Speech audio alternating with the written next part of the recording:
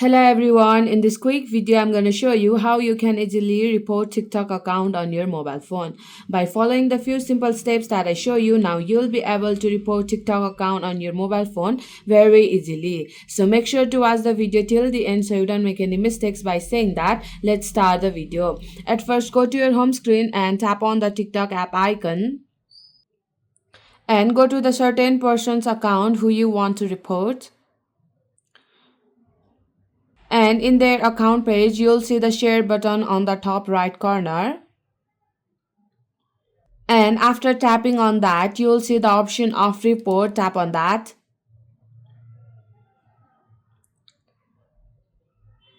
And here you can see the two options, report account and report content. If you want to report an account, you have to tap on that. And here you can see the various reasons why you want to report this account. Choose any region and tap on submit. Then you'll be able to report TikTok account. So my friend, that's it. If you find this video helpful even 1%, consider subscribing and leave a like. I'll be back with another problem solving video like this. Thanks for watching.